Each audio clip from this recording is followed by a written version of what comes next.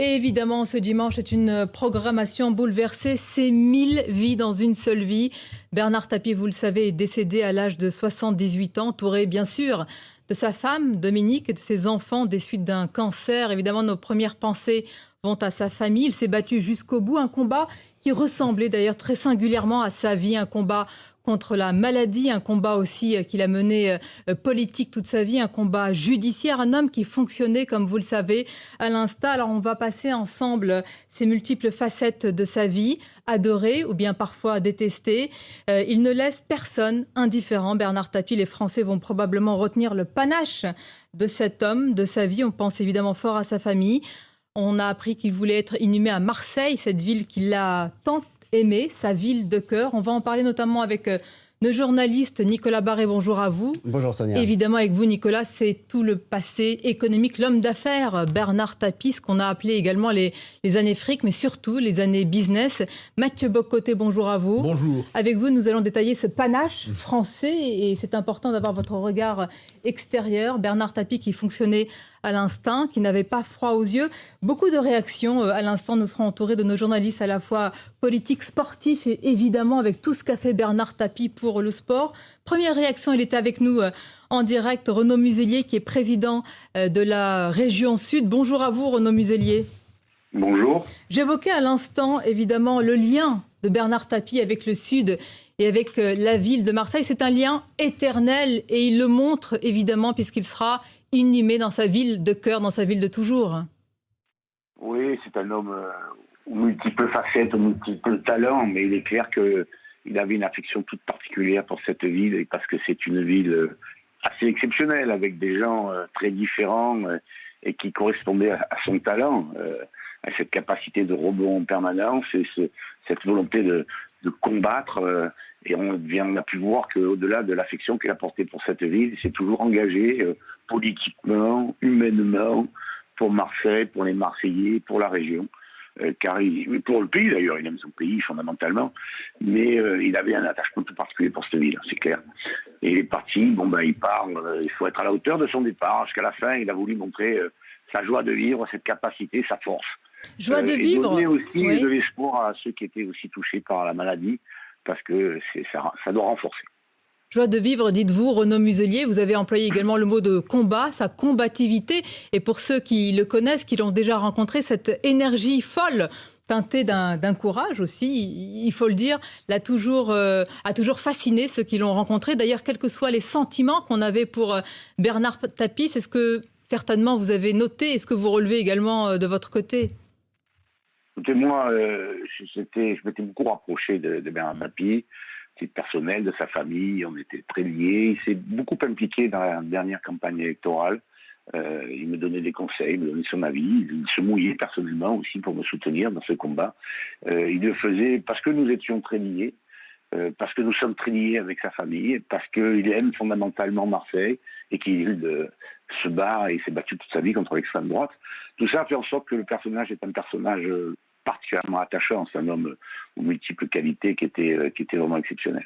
Merci Renaud Muselier pour cette réaction et je vous le disais, vous qui nous regardez en ce dimanche, la vie de Bernard Tapie est un véritable livre que nous allons feuilleter. Il y a également beaucoup de leçons sur certaines années en France et je le disais tout à l'heure, Mathieu Bock-Côté, c'est vrai que la première définition que nous avons de Bernard Tapie, c'est le panache français. Ah oui, absolument, mais pour deux raisons. C'est-à-dire, d'un côté, la société française est une société où le parcours vers la réussite est très balisé. C'est-à-dire des grandes écoles, le parcours qu'il faut suivre, les codes qu'on doit respecter en toutes circonstances et le sommet qui est espéré en appartenant à la bonne caste d'une manière ou de l'autre.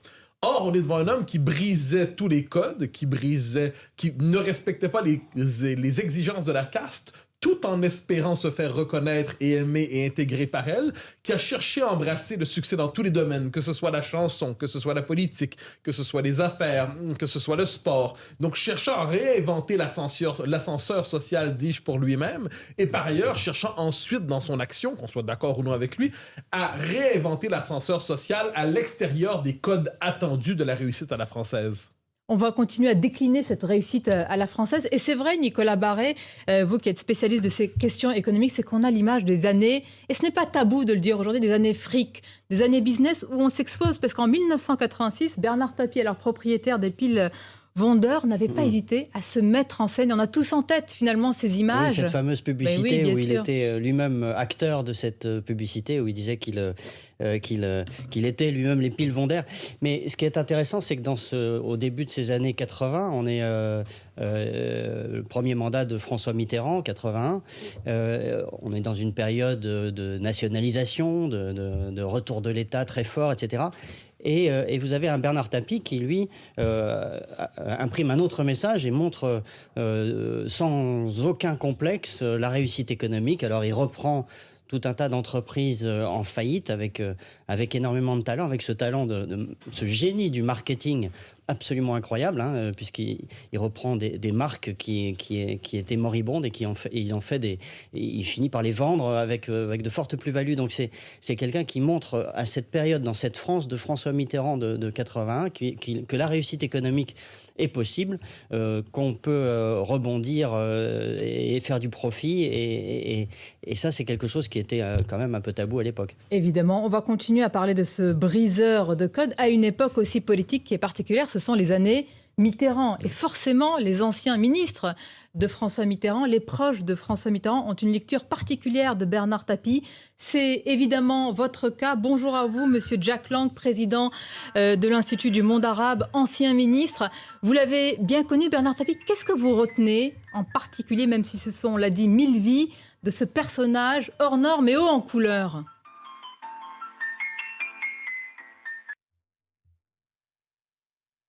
Jack Lang, est-ce que vous nous entendez? On vous reprendra dans quelques années et nous sommes avec Didier Barbelivien. Bonjour à vous, Didier. Bonjour, Sonia. Alors, je sens dans votre voix une émotion. Je sais que vous étiez proche, cher Didier, de Bernard Tapie. Nous avons tous en tête, évidemment, une chanson particulière. J'imagine que vos pensées vont d'abord à sa famille ce matin. Oui, surtout à sa famille, Bien enfin sûr. pas surtout, totalement à sa famille, parce que je vais avoir, comment dire, je vais mettre du temps à me dire qu'il est disparu. Parce que c'est très bizarre d'évoquer quelqu'un d'aussi vivant en disant qu'il n'est plus là.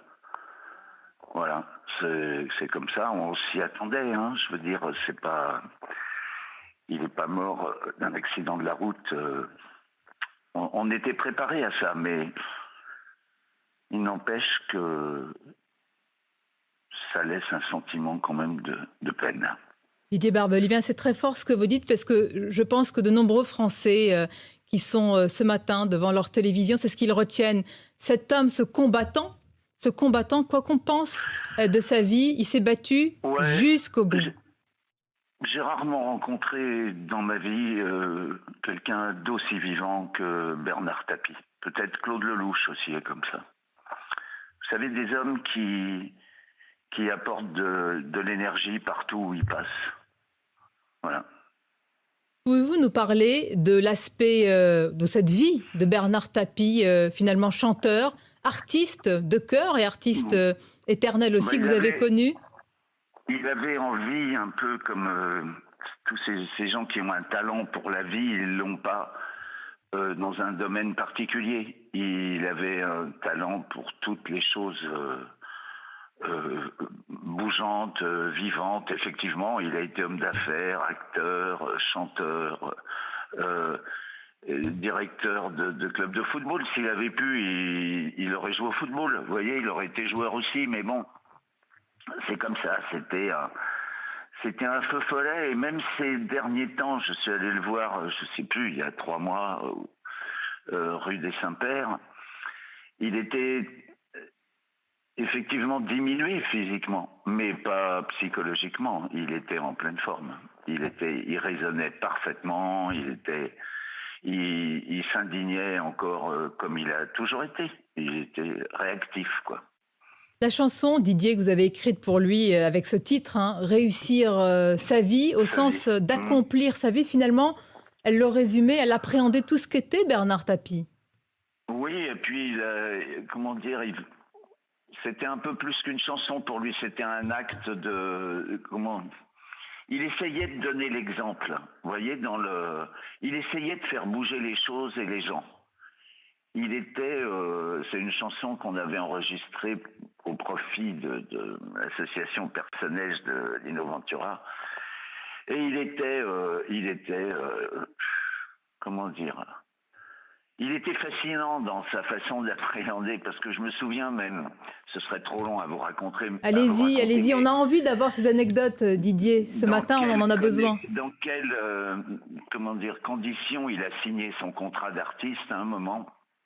Eddie Barclay lui présente la chose en lui disant « Tu vas signer là en bas, c'est le meilleur contrat de Paris, tu as le même contrat que Jacques Brel. » Et Bernard regarde le contrat, il regarde la royalty, il lui dit « C'est vrai, c'est le meilleur contrat ça ?» Et il lui dit « Tu peux pas avoir plus. » Et il lui dit « Tu sais, il dit c'est ton jour de chance. » Pourquoi?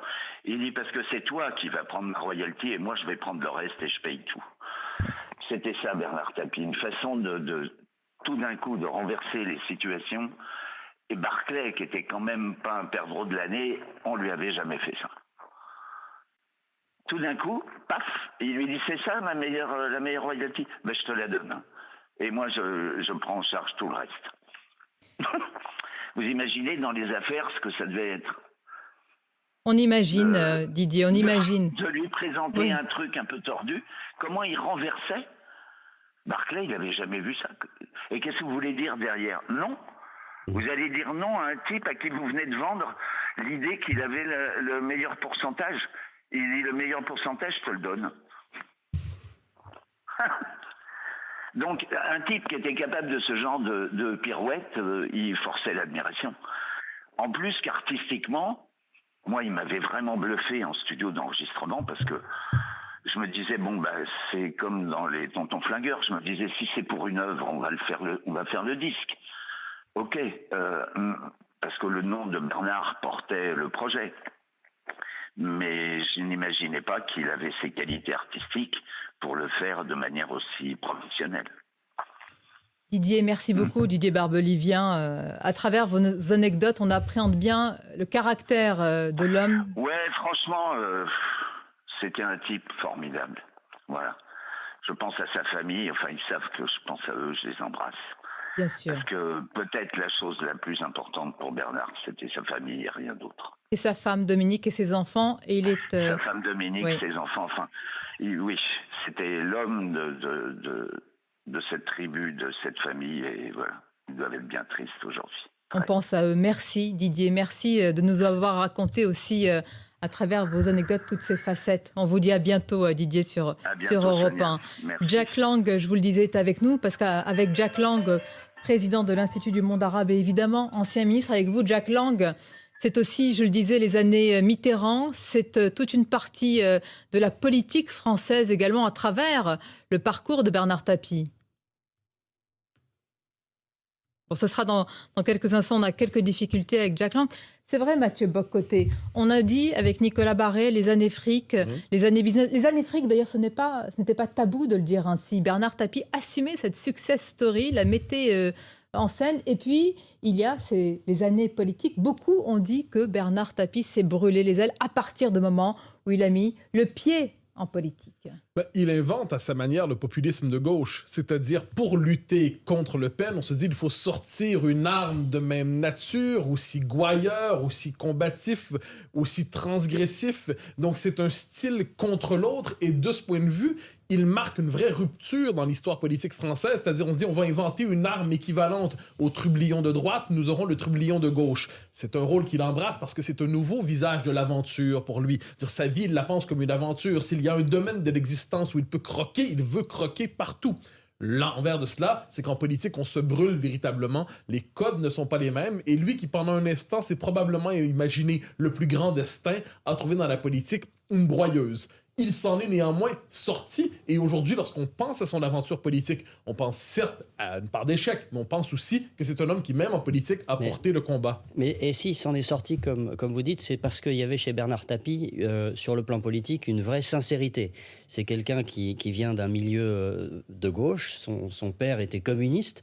Et donc lui-même avait vraiment cette sincérité de gauche. Alors après, effectivement, cette image est brouillée par son parcours d'homme d'affaires, de repreneur d'entreprise, de repreneur de canard boiteux. Mais cette force qu'il avait lui a permis, par exemple, quand il a repris Manu France, qui était une espèce d'empire à Saint-Étienne, c'était une entreprise de vente par correspondance, qui était une marque connue de tous les Français, qui était en faillite. Et là, il va voir le maire de Saint-Étienne, on est en 80 ou 81, maire communiste, hein, et il va le convaincre. Et alors, ça paraît complètement incroyable que ce monsieur, Bernard Tapie, puisse reprendre cette entreprise. Il convainc le maire, et puis finalement, donc c'est lui qui l'emporte. Il redresse Manu France. Alors après, l'histoire a plutôt mal tourné, mais comme d'ailleurs beaucoup d'autres entreprises qu'il a reprises. Mais enfin, en tout cas, il a cette sincérité au départ d'homme de gauche qui fait que son message passe. Sincérité. Jack Lang, êtes-vous avec nous? On essaie de vous joindre depuis quelques instants. Bonjour à vous, monsieur Lang. Est-ce que vous nous entendez? Bon, ça sera dans quelques instants. Donc, à la fois, il y a cette carrière politique que nous allons décliner, il y a ce panache français, et puis évidemment, nous allons parler, d'ailleurs, il sera avec nous dans quelques instants, notre chef du service sport, c'est Bernard Tapie, évidemment, le passionné de foot, ce qu'il a fait pour la Ligue des Champions. Il a gagné la Ligue des Champions, et je ne sais pas pour ceux de nos téléspectateurs sur CNews ou auditeurs sur Europe 1, si à ce moment-là, ils ont été à Marseille, mais il y avait un enthousiasme et une vie dans cette ville. Les Marseillais lui sont éternellement, je pense, si on peut le dire, reconnaissants de cela. Ça a été un moment phénoménal. C'était exceptionnel et c'est la première fois qu'un club français gagnait la Ligue des Champions. D'ailleurs, depuis, ça n'est plus jamais arrivé. Donc, ça reste un moment unique dans l'histoire du foot français.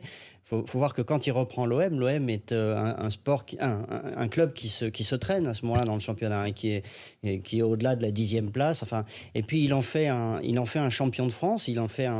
L'OM remporte la Ligue 1. Enfin, on n'appelait pas ça la Ligue 1 à l'époque, mais et puis ensuite, effectivement, il arrive par son enthousiasme, sa capacité d'entraînement à faire venir de bons joueurs et à stimuler. Il est en même temps le propriétaire et en même temps le coach, Tapie. Et ça, c'est quelque chose d'unique. Chaque fois qu'on a rencontré Bernard Tapie, on est frappé par sa capacité d'entraînement, sa capacité de conviction.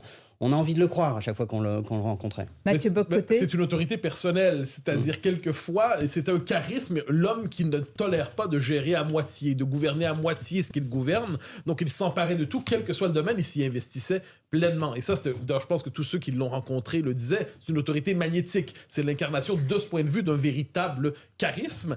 Et j'y reviens parce que pour moi, c'est central. Il a pensé sa vie comme une aventure. Et on oublie ça aujourd'hui dans une existence très réglée, très normée selon le succès version classe moyenne.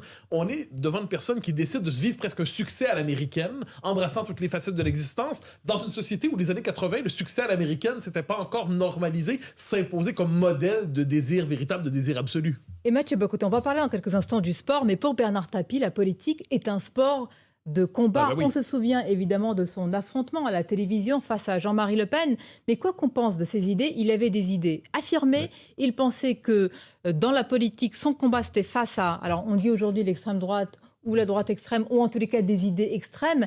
Il n'a pas changé, il n'a pas varié sur ce plan-là. C'était presque, je ne sais pas si c'était messianique, mais pour lui, c'était une forme de mission. Jusqu'au dernier moment. Ouais. C'est-à-dire, il pense son engagement politique à la manière d'une croisade. Ce n'est pas un engagement pour le pouvoir. D'ailleurs, aurait-il été capable de faire de la politique simplement dans la lutte des places? C'est-à-dire, je veux ma place, donnez-moi mon ministère, donnez-moi ma ville, et ainsi de suite. Il devait magnifier ça dans une espèce de récit, dans une aventure, le bien contre le mal, le petit contre le cruel. Et cette manière de penser l'engagement politique lui permettait de jouer le rôle d'un chevalier à l'époque d'une Mitterrandie un peu décomposée. Donc, il incarnait peut-être, pendant un moment, l'espoir populiste d'une gauche mitterrandienne qui était essoufflée.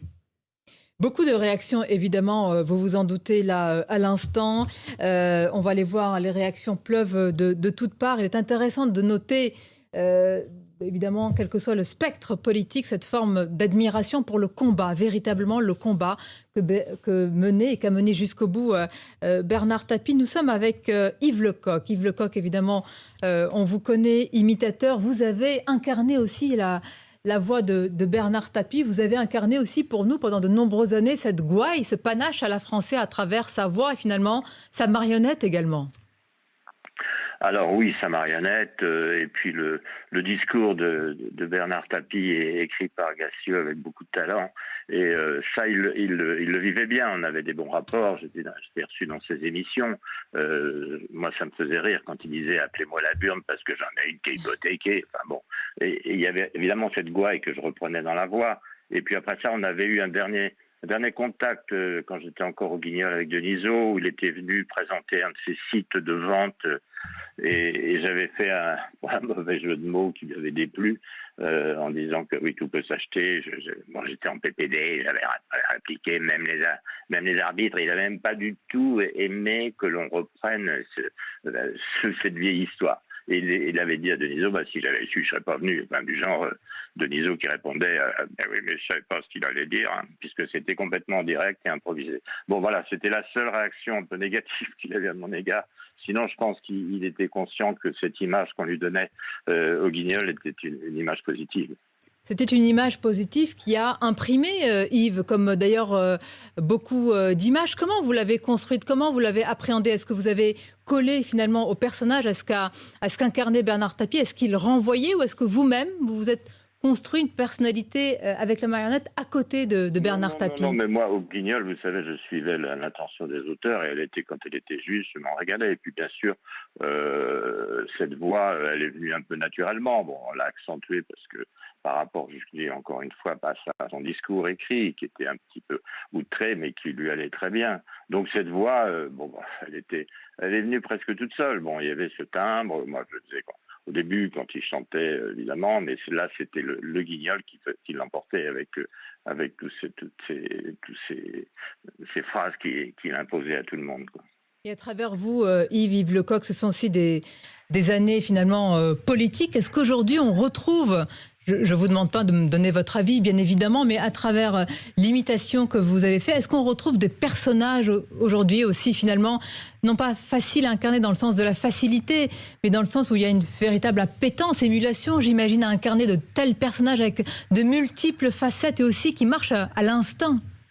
Une grande évidence, hein. Moi, bon, évidemment, j'ai eu pas mal de voix pendant 30 ans à exécuter, c'est le cas de dire, au Guignol. Et donc, moi, ces personnages-là, c'était un régal parce qu'il y avait l'écriture, et puis il y avait, ça me faisait rire moi-même en découvrant les textes chaque jour. Et puis, bon, évidemment, on a beaucoup parlé des autres, mais c'est vrai que Tapie faisait partie quand même des grands de cette série. Et puis, bravo encore pour le courage qu'il a affiché. Merci, cher Yves Lecoq. Merci pour cette réaction. Évidemment que nous la partageons, et on imagine que beaucoup de Français ce matin la partagent. Merci à vous.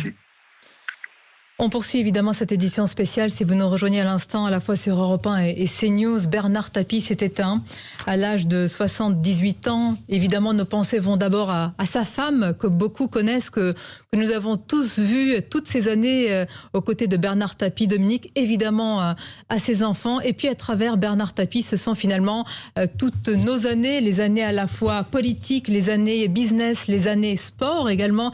Et je remercie Jean-François Pérez. Bonjour à vous. Bonjour Sonia. De nous accompagner ce matin, notre chef du service sport. Jean-François, j'évoquais tout à l'heure, c'est vrai, Bernard Tapie et finalement cette victoire de la Ligue des Champions et Marseille, comme si Marseille avait été transfigurée après cela. Moi, je me souviens de cette époque et de cette ville. C'était impressionnant ce qui s'était passé.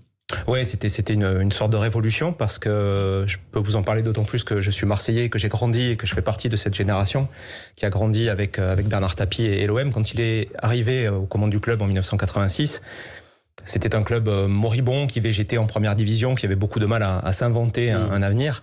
Et il était arrivé, il avait tout balayé, il était venu avec Michel Hidalgo notamment, qui était l'ancien sélectionneur de l'équipe de France. Et il avait monté un projet avec des joueurs extraordinaires que personne n'imaginait voir à Marseille. Et la mayonnaise tout de suite a pris. Le spectacle était au rendez-vous, les tribunes étaient pleines et très vite il a dit moi je veux faire de Marseille le premier club en Europe. Tout le monde avait regardé un petit peu, on va dire avec un air un peu dubitatif, mais les résultats encore une fois ont très vite suivi parce qu'il savait très bien où il voulait aller, comment le faire. Et en l'espace de 7 ans, Marseille a réussi à conquérir la Ligue des Champions en ayant joué auparavant déjà une finale de Coupe d'Europe. Et le projet était tellement bien fait, le projet était tellement emballant que Marseille, la ville, qui était en très profonde crise à l'époque, parce que c'était l'époque de la désindustrialisation de Marseille, a eu le sourire, j'ai envie de dire, pendant quelques années grâce à l'OM de Bernard Tapie. Il faut se rendre compte quand vous dites révolution, et c'est d'autant plus important, Jean-François, vous qui êtes de cette ville, ce qui s'est vraiment passé. Et puis cette capacité, moi ça m'a toujours frappé, et probablement comme nos auditeurs, nos téléspectateurs, à parler aux joueurs. Moi, beaucoup de joueurs, c'est vrai, nous ont dit, ils nous parlent d'une manière extrêmement singulière. Alors de quoi s'agit-il?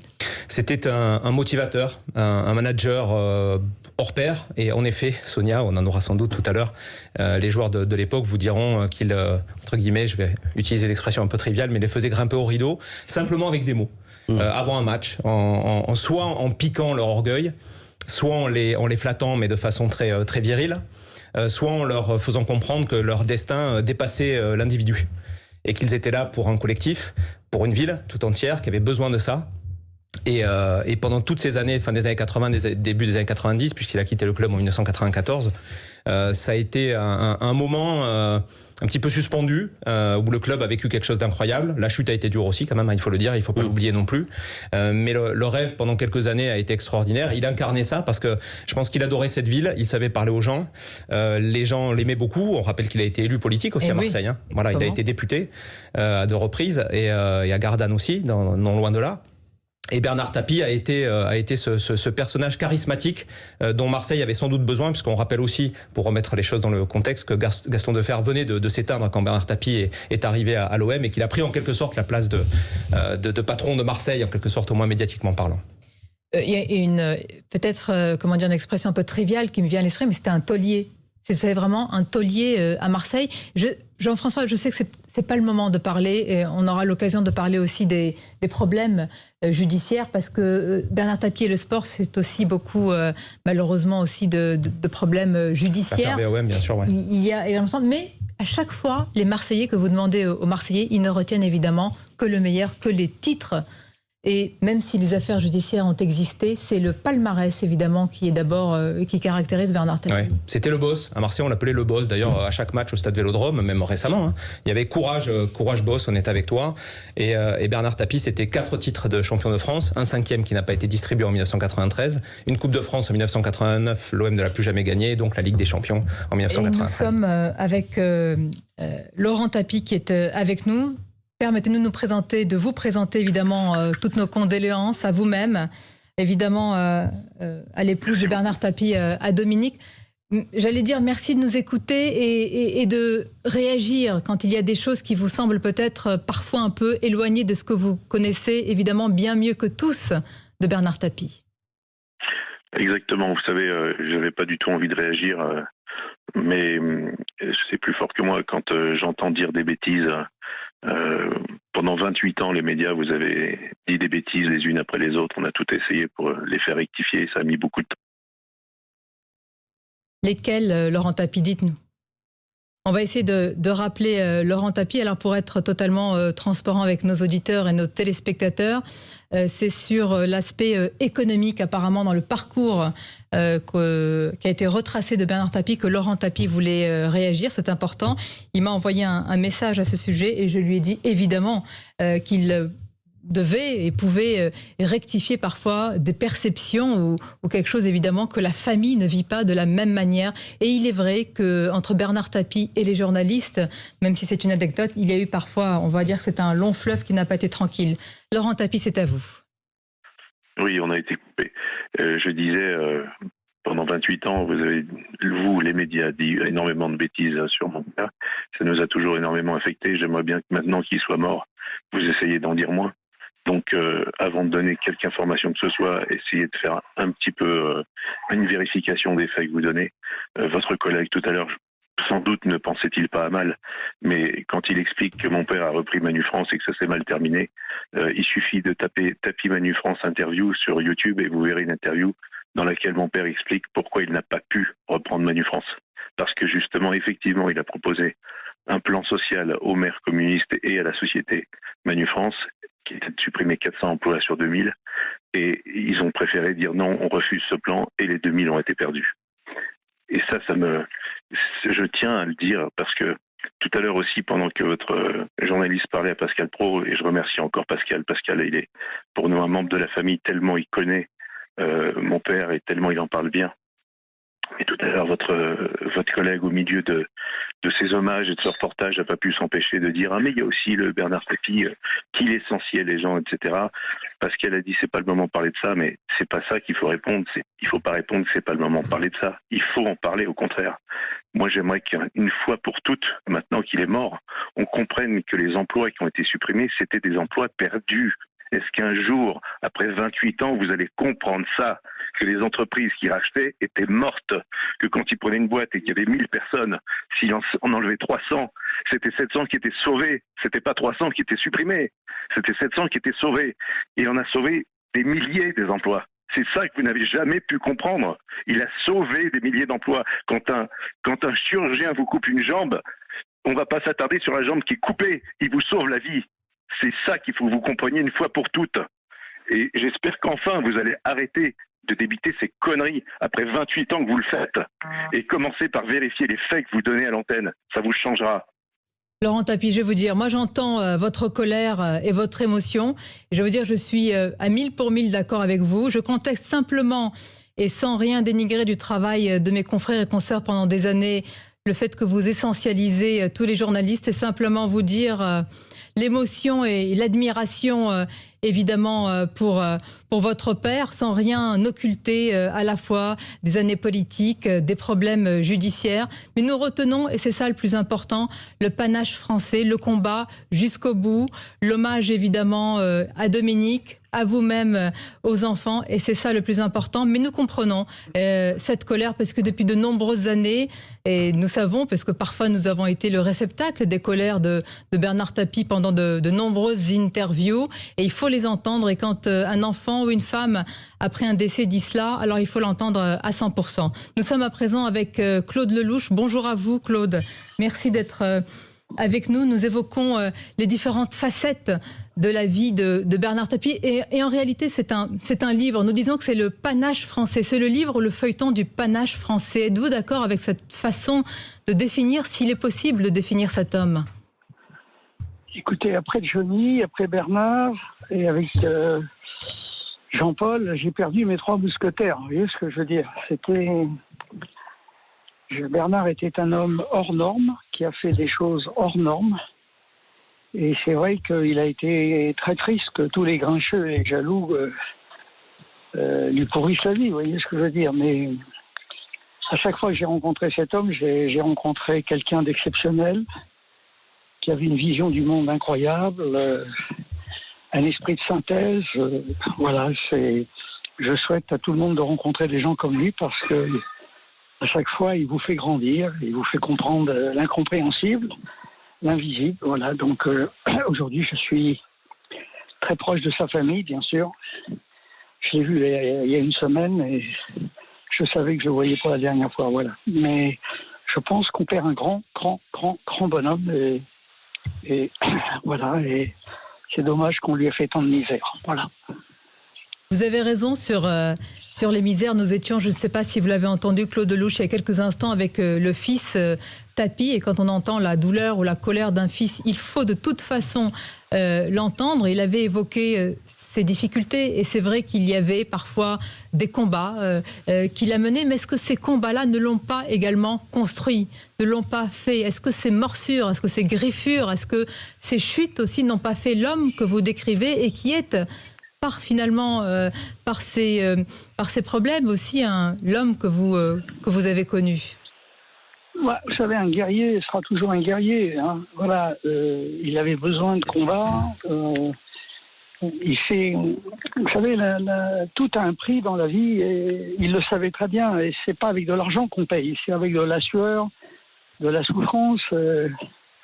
Il a eu la possibilité de goûter à tous les parfums, vous savez, à tous les parfums, même à ceux qui sentent mauvais.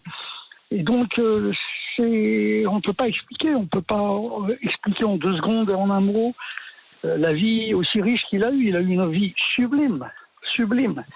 Il a vécu les moments les plus fous. Il a connu les hauts, les bas. Voilà, donc c'est un homme qui meurt en se disant qu'il a fait ce qu'il avait à faire. Voilà, je pense qu'il est parti. Moi, j'ai vu la semaine dernière avec Gérard Darmon et il était content de nous voir. Nous aussi, on était contents de le voir et il n'avait pas peur de la mort. Il n'avait pas peur de la mort, il avait peur de rien et surtout pas de la mort. Voilà. Et donc, je pense que là où il est, en ce moment, il va pouvoir continuer à sauter les obstacles. Voilà. Claude Lelouch, permettez-moi une dernière question aux réactions. Pour les très très nombreux Français, les millions de Français qui aiment, qui ont grandi comme moi et tant d'autres avec vos films, voient aussi Bernard Tapie finalement comme un éternel acteur, mais je le dis dans le sens noble du terme, ou alors un personnage de roman, c'est-à-dire qu'il y a une part romanesque qui est exceptionnelle et que l'on n'en retrouve plus aujourd'hui, parce que parfois nous sommes dans une société, dans une ère qui anesthésie cette part romanesque. Et lui, il l'a gardé jusqu'au bout. Oui, mais bien sûr, mais il savait très bien qu'il fallait aussi nous faire rêver. Vous savez, c'est important le rêve. On ne meurt jamais d'une overdose de rêve. Et donc, il a pris beaucoup de plaisir aussi à nous faire rêver. Et c'était très cher. Hein. Les prix de ses rêves étaient très très chers. Il a été obligé de se battre avec pas mal de grincheux, avec pas mal d'imbéciles pour nous faire rêver. Voilà. Et j'adore cet homme, j'aime cet homme et je suis ravi de le dire et de le crier très fort. Voilà. Eh bien, on entend votre cri ce matin à la fois sur Europe 1 et CNews. Merci Claude Lelouch et on retient cette phrase magnifique, on ne meurt jamais d'une overdose de rêve. C'est vrai, Mathieu Bock-Côté. Quand on dit à travers le panache, c'est aussi, et c'est pas, je veux dire, c'est pas vide de sens de dire le rêve, l'espoir, avancer, combattre malgré les difficultés. Et je pense que pour de nombreux Français qui sont touchés dans leur vie, peut-être parfois seuls, malades, c'est aussi un exemple. Les hommes d'exception sont souvent des hommes de grand contraste, c'est-à-dire ils vivent toute la palette des émotions disponibles et ils sont capables d'imaginer un autre monde que celui qui se présente à eux. On disait qu'il c'était un repreneur d'entreprise décomposé, il les faisait renaître, c'est qu'il pariait toujours sur presque le presque mort, se disant on va être capable d'en faire quelque chose, on peut faire renaître ce qui semble décomposé, ce qui semble déchu. Et ça, c'est encore une fois, ça transgresse les règles attendues du succès social généralement admis. Il y a quelque chose d'assez étonnant là-dedans. J'ajoute, et je pense que la mort d'un homme est normalement le moment d'une vérité à son sujet. Et ce qui frappe en ce moment, c'est quels que soient ses adversaires politiques, on va les entendre au fil du jour, ils vont reconnaître, je crois, la figure d'exception. Je me permets d'en citer un qui n'a pas exactement ces idées, dont on parle beaucoup en ce moment. Éric Zemmour, qui n'a pas exactement le même programme intellectuel que Tapie, disons ça comme ça. Quel homme, au-delà de nos désaccords ponctuels, je retiendrai un homme au tempérament exceptionnel, à l'humour ravageur, jusqu'aux dernières minutes de sa vie, repose en paix. Autrement dit, on est devant une figure qui, effectivement, faisait éclater les cadres. Et ça a été dit, je pense qu'on parlait des grincheux, la formule est assez amusante, c'est le paradoxe de ces hommes qui défient les institutions, qui veulent les abattre, qui veulent casser le moule, mais qui au même moment veulent être aimés par ceux qu'ils combattent. De ce point de vue, peut-être avait-il un point commun avec son ennemi politique des années 80, Jean-Marie Le Pen, deux hommes qui veulent faire tomber les institutions, maudissent les puissants, mais espérer au même moment un clin d'œil. Je pense, cher Mathieu Bock-Côté, que France-Olivier Gisbert sera d'accord avec nous. Merci France d'être avec nous. Mathieu vient de dire finalement il y avait cette volonté de casser les codes, de briser le moule et en même temps d'être aimé, d'être reconnu pour cela. Est-ce que c'est ça aussi qui caractérisait Bernard Tapie selon vous ? Ah oui, moi je suis tout à fait d'accord avec ce que je viens d'entendre. Mathieu Bock-Côté a tout à fait raison. C'était quelqu'un qui aimait choquer, qui voulait être aimé. Je crois que ça le résume bien.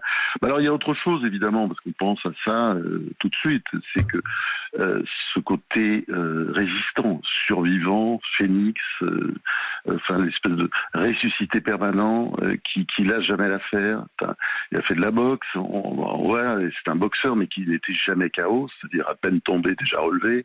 Il a passé sa vie à tomber et à se relever. Moi, c'est plutôt ça que je retiens, quoi, parce que c'est vrai qu'il y a aussi le provocateur, d'une certaine manière, celui qui aimait choquer, et qui en même temps regardait avec une certaine fascination les institutions, mais on ne la lui faisait pas. C'est-à-dire que voilà, il entrait partout, il était un peu partout chez lui. C'est pour ça que cette vie est fascinante. C'est que il n'a pas eu 1000 vies évidemment, mais il a eu au moins plusieurs dizaines de vies. Quand on regarde bien, moi, en travaillant sur le bouquin, j'étais fasciné par exemple de voir un truc de fou, parce qu'on sait qu'il était chanteur, qu'il a fait du théâtre, qu'il a fait du cinéma, qu'il a fait évidemment diriger des entreprises, il s'occupait de foot, de cyclisme, et souvent très bien, avec de très très gros succès. Et il y avait l'histoire de la course automobile. Et j'ai lu dans plusieurs biographies qu'il se vantait, c'était la mythomanie, jamais il avait été coureur automobile de Formule 3, et j'ai vérifié, effectivement, il avait été dire que, on peut pas dire qu'il essayait de construire sa vie, et je pense que c'est ça aussi qui plaît, c'est-à-dire, on peut dire, est-ce que c'est une absence de vanité, ou je ne sais pas, mais il n'a pas essayé de construire quelque chose, vous voyez, c'est pas une carrière linéaire. C'est tiens, ça m'intéresse, je vais là, tiens, ça, et voilà, c'est comme ça qu'il a fait sa vie. Il n'a pas fait carrière. Oui, il n'a pas fait carrière. C'est l'accomplissement en réalité. C'est pas la réussite, c'est la différence avec l'accomplissement. La nuance est grande. France, il y a aussi ce rapport avec François Mitterrand, et vous connaissez très bien toutes ces arcanes. Évidemment, on s'est beaucoup demandé si à un moment François Mitterrand, il y avait une forme de fascination réciproque, mais si le président ne l'avait pas aussi quelque part utilisé, trouvant une sorte d'animal hors norme qui pouvait servir, mais dans le bon sens, dans le combat politique finalement. Alors, utiliser, c'est peut-être pas tout à fait le mot, mais vous savez, Mitterrand, il était un peu d'ailleurs comme Chirac. Ce sont des gens qui s'intéressaient aux autres, aux personnages, et qui essayaient d'avoir une petite, c'est comme des petites plantes, là. On les plante, on les arrose, on regarde ce que ça donne. Vous voyez, donc ils avaient, d'ailleurs, aujourd'hui, il y a encore des gens qui ont été créés, inventés par Mitterrand, qui sont en politique, le président du Conseil constitutionnel et beaucoup d'autres. Et puis vous avez la même chose avec Chirac. Qu'est-ce que c'est, par exemple, Xavier Bertrand ou Valérie Pécresse, sinon des bébés Chirac, parce que ils ont été nourris au lait maternel, au lait de Chirac. Et Mitterrand, il a été fasciné par Tapie. Moi, je me souviens bien, j'ai vu Tapie tardivement, contrairement à tous mes confrères. Moi, j'étais un fan de l'OM quand j'étais gosse, mais je dois dire, j'allais pas voir les matchs, disons, vous savez, ces avions qui remplissaient, etc. Moi, j'ai découvert Tapie tardivement, et en fait, c'était avec Mitterrand, entre deux brouilles, parce qu'on était souvent très brouillés, puis j'écrivais pas toujours des choses sympathiques, je reconnais. Et il m'avait dit, vous devriez voir Tapie, c'est intéressant, quand il avait nommé ministre, en me disant, c'est quelqu'un d'intéressant, si les petits cochons ne mangent pas, il ira très loin. Et moi, je pense qu'il a compris, François Mitterrand, que la gauche ne durerait pas éternellement en France, donc ça reviendrait, mais qu'il y aurait des hauts et des bas, et que c'était important d'avoir un centre-gauche important. Et il pariait là-dessus sur Bernard Tapie. Il trouvait qu'il avait des qualités politiques exceptionnelles. Et il disait ça. Il m'avait dit, mais il a un charisme quand même de fou. Regardez, on en avait reparlé après, parce que je me souviens, j'avais invité à déjeuner pour voir, parce que si le président de la République vous dit, tiens, vous devriez voir un machin, c'est intéressant, c'est intéressant de voir pour l'avenir. Et c'est vrai que j'avais trouvé, quelqu'un de... Et là, j'avais commencé à le suivre, et puis je l'ai connu plutôt tardivement. Moi, je fais partie de ceux qui sont arrivés tard dans sa vie, même si je le croisais avant et qu'il a pu venir dîner chez moi une fois ou deux auparavant, mais je l'ai connu tardivement, disons, à la fin de sa vie d'ailleurs. Et je dois dire que j'ai retrouvé ce que disait tout à l'heure Mathieu de votre côté, c'est-à-dire ce côté je casse les codes, je m'en fous, j'avance, j'en ai rien à foutre des cons, etc. Et en même temps le besoin d'être aimé, ça c'est sûr, puis aimé, c'est-à-dire en tout cas à Marseille, il était toujours très aimé, même dans les plus mauvaises périodes. Oui. Parce qu'il avait donné du rêve, parce qu'il donne du rêve à tout le monde. Parce que c'est le petit gosse qui venait de son taudis de la Seine-Saint-Denis, parce que c'était ça, il habitait dans un petit taudis à 4, c'était un petit truc qui faisait pas 20 mètres carrés, un petit machin. Ils ont vécu là-dedans à 4, et il est sorti de là, et même pas peur. Il avait peur de rien, et il fonçait, il avançait, voilà, il devenait ministre, il dirigeait un grand club de foot, après avoir fait gagner le Tour de France. La dernière fois que la France a gagné un tour, c'était sous les couleurs de Bernard Hinault, de la Viclair, qui était à l'époque la propriété de Bernard Tapie. Enfin voilà. Merci beaucoup, France. Là, vous nous avez pris par la main et on a traversé tant d'années, finalement. Et beaucoup de Français, je pense, qui nous écoutent ce matin, ont une nostalgie parce que ce sont des années aussi avec la politique, c'était un sport de combat, avec ses règles. Le business aussi, même si on disait les années fric, on pouvait parler d'une réussite ou d'un accomplissement sans que ce soit tabou, finalement. Et surtout, on pouvait être dans différentes cases, ce qui est plus compliqué aujourd'hui, ce qu'a réussi à faire Bernard Tapie. C'est beaucoup de pages de notre vie. Voilà. Merci à vous, France. À bientôt. Merci, Samia. Merci, au revoir. Nicolas Barret. On a tout dit sur le charisme exceptionnel de Bernard Tapie. Mais je pense qu'il y a quelque chose qui va au-delà et qui est intéressant à noter, notamment dans le climat actuel, dans le climat politique actuel. C'est que Bernard Tapie, me semble-t-il, c'est aussi le refus absolu du déclinisme. Aujourd'hui, on est dans une période où on voit le déclin partout, on voit le déclin de la France, on voit, etc. Enfin, en tout cas, on en parle. Et Bernard Tapie, c'était le refus de tout ça. C'était la conviction que ce pays a de toute façon un destin positif. La conviction aussi que chacun peut être maître de son destin à titre individuel. Mais en tout cas, le monde de Bernard Tapie n'est jamais noir. Et aujourd'hui, on est dans une période où beaucoup dans le débat public, on voit cette espèce de pessimisme qui est comme une chape de plomb. Et il y avait chez Bernard Tapie, au contraire, un optimisme permanent et ce refus du déclin qui est quelque chose de fondamental. Associé à une lucidité, également, le refus du déclin. Bien sûr, voilà, exactement. Associé à un diagnostic lucide sur clinique les problèmes, parfois, et on va en parler sur certaines entreprises. Vous réagirez peut-être à ce qu'a dit aussi Laurent Tapie tout à l'heure, Nicolas Barret, parce qu'il y a aussi, et il l'a qualifié ainsi, l'affaire de sa vie, évidemment, Adidas, Cris des Lyonnais. Mais depuis le début de cette émission, je pense que beaucoup de nos téléspectateurs et auditeurs veulent aussi entendre la voix de Bernard Tapie. Il est vrai qu'à la fin de sa vie, et avec le combat contre la maladie, sa voix était affaibli, méconnaissable, mais toujours évidemment cette hargne et ce combat qu'il voulait mener jusqu'au bout. On écoute et on regarde. Vous dites que vous n'avez pas peur de la mort, Bernard Tapie. C'est la mort qui devrait avoir peur de Bernard Tapie? Non, mais j'en ai, pour vous dire vrai, de moins en moins peur. Alors ça tient à plusieurs choses. La première, c'est que quand tu as 75 ou 76 ans maintenant, il faut se mettre à l'idée que la mort, c'est une définition du départ qui clôture la vie. Ce qui est emmerdant, c'est si vous êtes sur le point de partir en vous disant « j'ai des regrets, j'ai des remords, j'ai pas fait ça, j'aurais dû, ou je laisse derrière moi ». Vous avez vu le stade Vélodrome, quand on a su que j'étais malade? 50 000 mômes, parce qu'ils n'étaient pas là à l'époque de la Coupe d'Europe, c'est leurs enfants. C'est bien, non, d'arriver à avoir donné du bonheur à des gens qui le transmettent à leurs enfants. Donc vous vous dites, bon, je suis pas né pour rien. Ensuite, j'ai ma femme, mes enfants, mes petits-enfants. Voilà, mes copains sont les mêmes depuis tout le temps. Ce qui est important, c'est pas de réussir dans la vie, c'est de réussir sa vie. Et j'ai réussi ma vie. Voilà, tout est dit. Et beaucoup de nos téléspectateurs et auditeurs avaient été choqués. Nous avions nous-mêmes montré il y a quelques semaines ces images, des photos du visage à la fois de Bernard Tapie et de son épouse tuméfiée. Ça avait fait le tour des médias. Il y avait eu une attaque dans la maison de Bernard Tapie, mais finalement insignifiante, évidemment, au regard de ce destin exceptionnel. Mais c'est vrai, Mathieu Bocoté, ça avait révulsé de nombreux Français, malheureusement, qui peuvent être victimes de ce genre d'attaque, mais sans prendre ainsi un homme affaibli qui avait témoigné en disant « mais moi, je ne me suis pas laissé faire, j'ai essayé de leur parler ». Et je crois que tout est dit dans un moment où nous ne savons pas comment nous aurions réagi. Essayez de parler à celui que vous agresse, ça dit beaucoup de l'homme. Oui, c'est cette capacité de dire jusqu'au dernier moment, je serai capable de maîtriser les événements, je ne me laisserai pas casser, on peut toujours s'entendre entre hommes.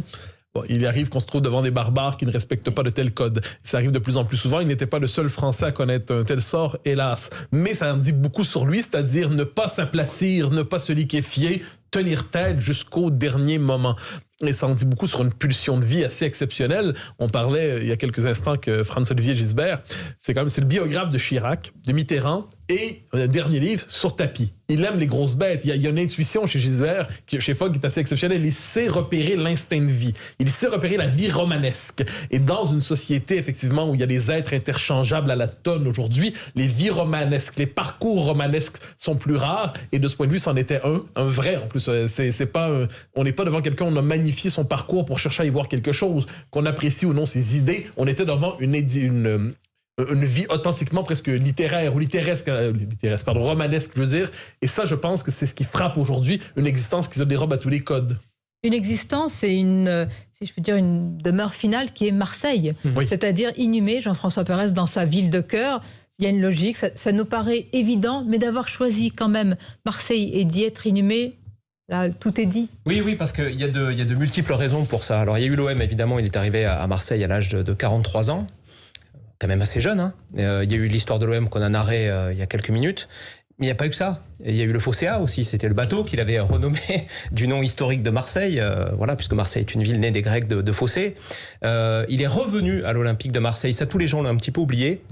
Au début des années 2000, pour être le directeur sportif du club avec Robert Louis Dreyfus. Alors ça n'avait pas été la meilleure période de sa vie, mais il avait quand même relevé le défi. Il savait que ça allait être difficile.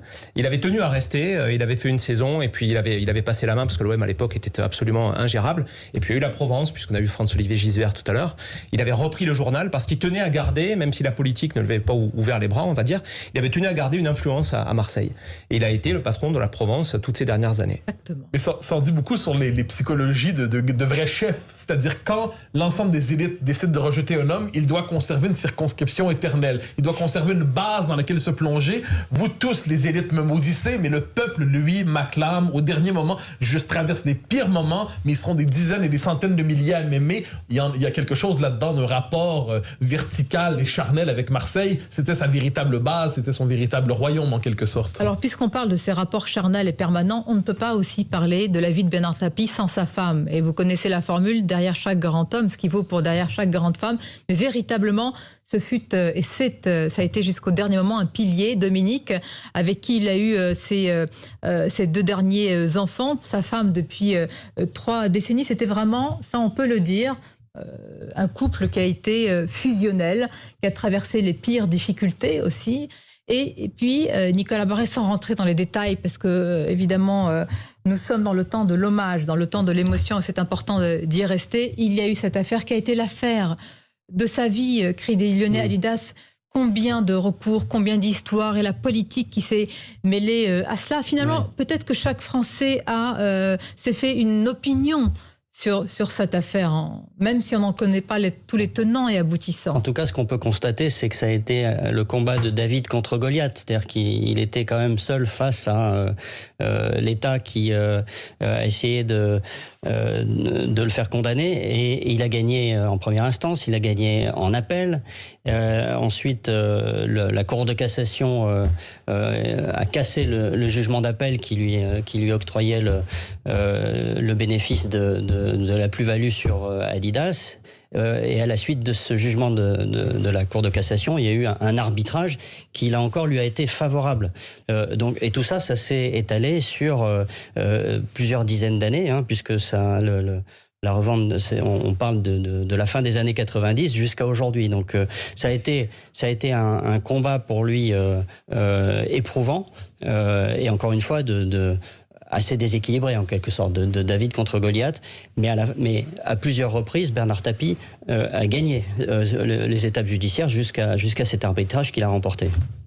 C'est aussi un regard, mais on ne va pas faire de politique d'actualité, Mathieu Bock-Côté aussi, c'est le rapport entre politique aussi et juge et magistrat qui a aussi bercé la vie de Bernard Tapie et aussi la nôtre, parce que les années politiques et judiciaires, c'est un choc et une confrontation permanente. Ah ben oui, non, mais c'est un homme qui aura été en lutte toute sa vie contre tous les pouvoirs, disons ça comme ça, et qui a remporté des batailles en dernière instance. C'est une figure qui comptait, qui s'était imposée dans l'espace public. D'ailleurs, on en parle aujourd'hui de manière admirative. Mais oui, je pense qu'il s'est senti victime de persécutions judiciaires toute sa vie, qu'on ne le comprenait pas, qu'on ne comprenait pas le fait que tout grand créateur doit quelquefois se dérober à des règles pour être capable de créer. Dire, si on respecte toutes les règles intégralement à chaque étape de sa vie, on a probablement une retraite admirable de fonctionnaire heureux, mais on ne réussit pas à créer quelque chose de neuf. Et il avait certainement ce sentiment d'être un créateur incompris avec des juges qui, quelquefois, pour de bonnes raisons, ce qui ne veut pas dire qu'ils avaient tort, étaient exagérément tatillons avec lui. De ce point de vue, son parcours peut probablement en éclairer d'autres dans l'actualité. Justement, le procureur Éric de Montgolfier avait dit quelques années après que les décisions aient été rendues dans l'affaire VAOM que si ça n'avait pas été Bernard Tapie, il n'y aurait peut-être pas eu de peine de prison. Jean-François Pérez, Mathieu Bock-Côté, Nicolas Barré, il y a aussi, je pense que dans la tête de ceux qui nous regardent et ceux qui nous écoutent, de se dire jusqu'où il aurait pu aller sur le plan politique. Il est allé très loin pour le sport, pour le cinéma, pour la chanson, enfin il a réalisé ses rêves, mais en politique, est-ce qu'il aurait pu accéder, on en parle, nous sommes à 6 mois de la présidentielle, accéder à la plus haute marche? Est-ce qu'il avait ce destin-là? Est-ce qu'il aurait pu l'avoir? Le destin, il l'avait, la volonté, il l'avait, et je me souviens d'une une du Nouvel Observateur en 1994, je ne sais pas si vous vous souvenez, c'est loin quand même tout ça, avec un jeu de cartes, et Tapie avait tous les jokers, et la dernière interrogation qui restait, c'était président de la République. C'est-à-dire que le niveau de réflexion concernant son destin était arrivé jusqu'au poste de président de la République à ce moment-là, et puis il est tombé. La plus haute marche peut-être eût été pour lui de devenir un jour maire de Marseille, mais en quelque sorte, il est un petit peu le maire de cœur de Marseille. Mais il y a quelque chose de contradictoire entre l'éternel écorché vif et l'ultime fonction. C'est-à-dire, il y a un tempérament. Pouvait-il se réconcilier avec la fonction monarchique qu'est la présidence de la République en France? Cela dit, il a revitalisé, pour le meilleur et pour le pire, la vie politique française à un moment où elle avait tendance à s'attiédir. Mais je pense que l'ultime fonction était en contradiction avec son tempérament profond. Ce qui ne veut pas dire qu'il n'y a pas rêvé. Mais maire de Marseille, il aurait pu. Ah oui, roi de Marseille. On va l'écouter parce qu'on a tous en mémoire ce clash, cet affrontement avec Jean-Marie Le Pen il y a quelques années. Écoutons-le. Vous êtes un grotesque. Ensuite, monsieur. Vous êtes un pitre, monsieur. Vous avez dit. Attendez. Attention. Écoutez, vous êtes un pitre. Les uns et les autres, vous avez dit qu'il n'y aurait pas ne dites pas d'énormité comme ça. Et ne me menacez pas physiquement, monsieur Tapie. Il vous en cuirait. Parce que vous avez votre garde du corps, là. Non, moi. Vous rigolo. Enfin, regardez-vous. Voilà, évidemment, pour cet affrontement, mais c'est une vie et un destin exceptionnel, 1000 vies que nous avons essayé de raconter.